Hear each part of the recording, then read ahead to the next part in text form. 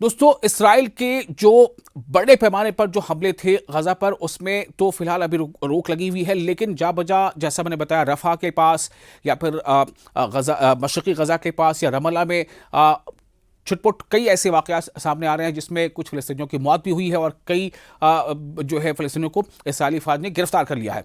इस बीच गजा में जहां पर ज़िंदगी फिर से सांसें ले रही है, ज़िंदगी आगे बढ़ रही है, वहां अब ये फ़ज़ा भी देखी जा रही है कि एक तो पूरी की पूरी फ़ज़ा बारूदी हो गई है। जो वहां पर प्ले ग्राउंड्स थे या जो खेती की ज़मीन थे, उनमें इतने बारूद गिरे हैं कि पूरी फ़ज़ा जो है वो अब बारूद ज़दा है। लेकिन इन सब के बीच वहाँ जो है वहाँ चीखों की गूंज से बोझल है, जहाँ पर गली हर इमारत और जंगी दरिंदगी की गवाही दे रही है। हर सड़क, हर इमारत ये बता रही है कि इस तरह से इस पर हमले हुए हैं।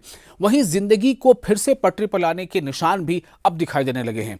ज़िंदगी के चिराग दोबारा रोशन हो रहे हैं। आरजी जंगबंदी के सन्नाटे में एक नई सदा, एक नई आवाज उभरी है और ये आवाज कहां से आ रही है? स्कूलों से। यानी वो स्कूल की इमारतें जिन्हें तबाह कर दिया गया था, लेकिन वहां जो भी उसका हिस्सा है, चाहे खुला सहन हो या टूटी दीवार के साए में बच्चों को बैठना पड़ रहा हो, वहां पर भी तालीम की फजा एक बार फिर देखी और सुनी जा रही है। आपको बता दें कि स्कूलों की घंटियां भी बजने लगी, आवाजें आ रही हैं और वहां बच्चे जा रहे हैं जो अभी वहां पर उस आसपास के इलाके में हैं। 2 बरस से ज्यादा अरसे तक जंग के शोलों और नकल मकानी के दुख में उलझे गजा के बच्चे अब मलबे के बीच से इल्म का सफर दोबारा शुरू कर रहे हैं। यानी कि एक तो हर तरफ जिधर वो नजर दौड़ाते हैं उनको मलबा ही नजर आता है। इमारतें बोसीदा हैं, अस्पतालों की इमारतें बोसीदा हैं, बाजार बोसीदा हैं, स्कूल की इमारतें तबाहाल हैं। लेकिन जहां पर अब जगह मिल पा रही है, स्कूल के आसपास जो भी जगह दस्तयाब है, उनमें बच्चे अब जो है वो तालीम के सिलसिले को जारी रखने की कोशिश में आते जाते पढ़ते नजर आ रहे हैं। हाथों में फटी पुरानी कॉपियां, चेहरों पर गर्द गुबार और आंखों में ख्वाबों की रोशनी। ये वो है बच्चे जो दुनिया को बता रहे हैं कि फ़लस्तीनी कभी शिकस्त नहीं खाते। ऐसे नज़ारे वहां देखने को अब मिल रहे हैं। उम्मीद के खेमों में इल्म की शमा रोशन है। फ़लस्तीनी पनाह गुज़ीरों की बहबूद और बहाली की एजेंसी इनरवा, ध्यान से सुनिए, फ़लस्तीनी पनाहगुज़ी जो रेफ्यूजी कैंप्स हैं उनके डेवलपमेंट के लिए जो एजेंसी है यूएन की, जिसे इनरवा कहा जाता है शॉर्ट फॉर्म में, तो इनरवा के ज़ेर इंतज़ाम देर अल बलाह बुनियादी मुश्तरका स्कूल, जो कल तक पनाह गुज़ीरों के लिए पनाहगाह था, फिर से अब इल्म की रोशनी बिखेरने लगा है। यानी कि एक तमाम ऐसे स्कूल, सभी भी कई स्कूल ऐसे हैं, तालीमी इदारे हैं, जहां पर अगर वो कुछ हद तक वो बाकी रह गए हैं, पूरी तरह से तबाह नहीं हुए हैं, तो उनमें से ज़्यादातर ऐसे बिल्डिंग्स हैं या इमारतें हैं जहां पर रिफ्यूजी कैंप के तौर पर उनका इस्तेमाल किया जा रहा था। लेकिन कुछ चूंकि बिल्डिंग्स अब खाली हुई हैं, चूंकि वहाँ जो रिफ्यूज के तौर पर वहाँ रह रहे थे, वो लोग वापस अपने इलाकों में, अपने घरों को लौट गए हैं। हालांकि उनके घरों की हालत चाहे जो भी हो, टूटे फूटे हालत में वो लौट गए हैं। ऐसे में अब इन स्कूलों में पढ़ाई की या तालीम के सिलसिले को जारी रखने की कोशिशें लगातार अब परवान चढ़ रही हैं। आपको ये बता दें कि पहलू में जो खेमों के आसपास कायम आरजी क्लासेस, आरजी यानी टेम्पररी क्लासेस, जंग के जख्मों से चूर दीवारें और टूटी कुर्सियां, ये सब एक शहर की कहानी सुनाते हैं जो उजड़ कर भी जीना नहीं भूला।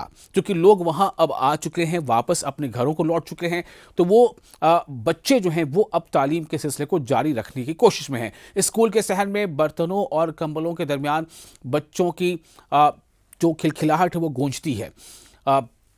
कई तस्वीरें ऐसी देखी जाती हैं जहां पर छोटे बच्चे या बच्चियां वो अपना टूटा फूटा बस्ता लेकर वो स्कूल की तरफ आते जा रही हैं या स्कूल से लौटते हुए नजर आती हैं। दूसरे मलबे पर बैठकर हरूफ तहजी दोहराती हैं। मलबे पर बैठ कर के वो अपने सबक को जो उन्हें उनके उस्ताद ने पढ़ाया होता है उसे दोहराने की कोशिश कर रही हैं। अब आप सोचें कि कितने मुश्किल हालात में उनकी ज़िंदगी गुजर रही है। अभी भी उनके ऊपर यह ख़तरा है कि पता नहीं कब जंगबंदी जो है वो इख्तिताम को पहुँच जाए या जंगबंदी की खिलाफ वर्जियाँ ज़्यादा बढ़ जाएं और फिर से हमले शुरू हो जाएं और उनके लिए ज़िंदगी मुश्किल हो जाए। लेकिन इन सब से बेखौफ होकर वो आज पर फोकस कर रहे हैं कि आज जो हमें मौका मिला है इसमें हमें इल्म की शमा को रोशन करना है। गजा के नन्हे मुन्ने बच्चों को मायूसी के अंधेरे से निकालकर उम्मीद की, यानी उम्मीद की तालीमी रोशनी की तरफ ले जाने की कोशिश हो रही है। उन्होंने अपनी ज़िंदगी वापस जीना चाहते हैं, ऐसा कहा है, अपने अमल से बताने की कोशिश की है। आपको बता दें कि कई ऐसे मनाजिर वहाँ देखे जा रहे हैं, कंधे पर बस्ता लेकर बच्चे कहीं जा रहे हैं। उन्होंने कहा है कि कई बच्चों से बातचीत की, जो सोर्सेज से जानकारी मिली, उन्होंने कहा है कि हम अपनी ज़िंदगी की वापसी चाहते हैं, हमें सिर्फ किताबें और कलम चाहिए, हम और कुछ नहीं चाहते।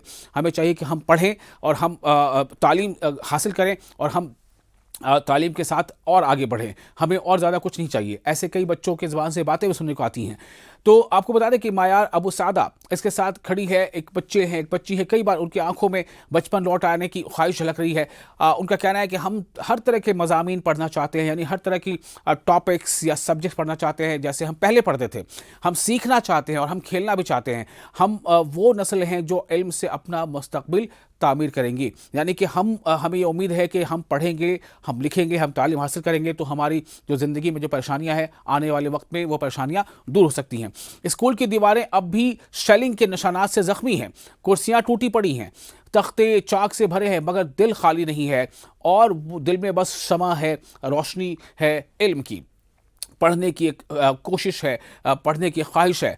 कई ऐसे टीचर्स हैं जो ये कहते हैं कि ये वापसी आसान नहीं है मगर लाजिम है। उन्होंने कहा है कि बहुत मुश्किल हो सकता है, बहुत मुश्किल है ये काम बच्चों को वापस तालीम के पट्टे पर वापस लौटाना, लेकिन ये ज़रूरी है, ये लाजिम है, ये ज़रूरी है, इसलिए हमें ये काम करना है। इसमें हमें बच्चों से भी मदद चाहिए और बच्चों के जो उनके गार्जियन उनसे भी मदद चाहिए। तो उनका कहना है कि इसे हम करके रहेंगे। काबिज़ इसराइल ने हमारे तालीमी निज़ाम को 2 साल तक मलबे में दफन करने की कोशिश की, मगर तालीम ही हमारा सबसे बड़ा सरमाया है।